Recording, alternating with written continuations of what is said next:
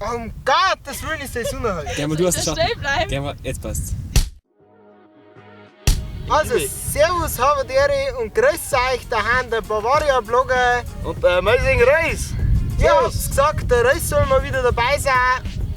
Dann haben wir wieder dabei. Und was machen wir heute? Na, was schaut's aus? Ein Laternenmaus. So, was brauchen wir zur Laternenmaus? Als erstes natürlich einen Mastkrug. Nicht, dass sie wieder irgendwie aufregt. Und diesen Mastkrug, den füllen wir jetzt einmal. Als erstes weißes Limo-Spreit. Halme.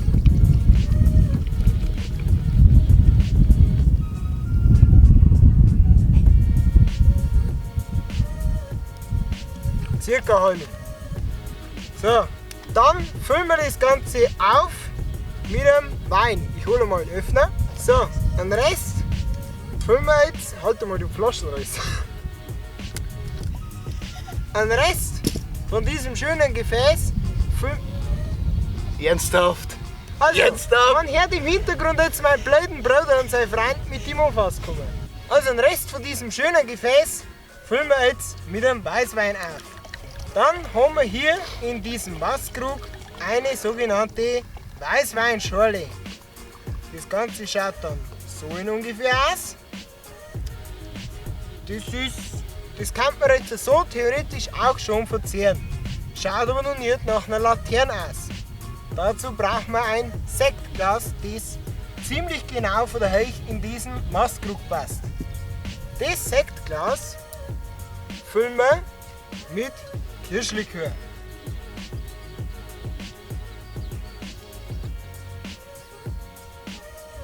Und schon ist der Kirschlikör leer von lauter Mischschnaps, Zusammenschienen und Zeug. Und jetzt kommt der schwierige Teil. Dieses Glas mit Kirschlikör in dem Mastkrug versenken. Ja gut.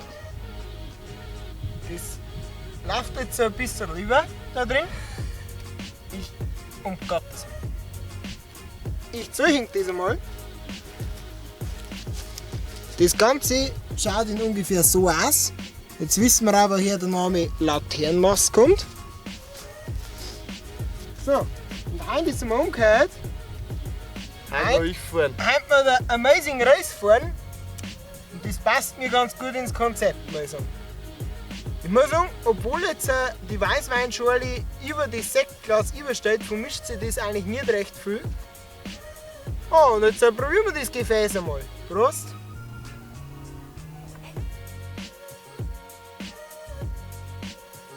Also man sollte darauf achten, dass das Sektglas ziemlich bündig mit dem Mastkrug anschließt. Irgendwas vom Kirsch ist schon mitgekommen. Ich sage, es ist ein interessanter Geschmack. Ja, ich möchte es selber noch mal ausprobieren. Die ganzen Biermischgetränke, das ist eigentlich alles Geschmackssache. Das ist jetzt ein wenig süßer, weil ein Gasmaß oder ein Odelmaß.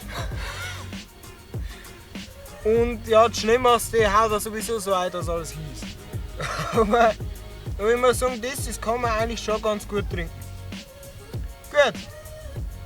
Das war's für die heutige Folge Bayerisch für Anfänger. Ich hoffe, euch hat's gefallen. Wenn wir öfter mal so essen gehen sollen, wir haben uns heute gedacht, Mensch, das Wetter ist so schön, da gehen wir gleich mal essen da. Dann schreibt es in die Kommentare. Wenn ihr noch weitere Ideen habt für solche Getränke, ich habe jetzt auch unter dem Schneemaß-Video schon einige gesehen, dann schreibt es gerne ein, wir probieren alles aus. Ja, wir sehen uns beim nächsten Mal, wenn es wieder heißt Bayerisch für Anfänger. Seid freundlich, habt ihr euer Bavaria Blogger. Und der Amazing Reis. Servus!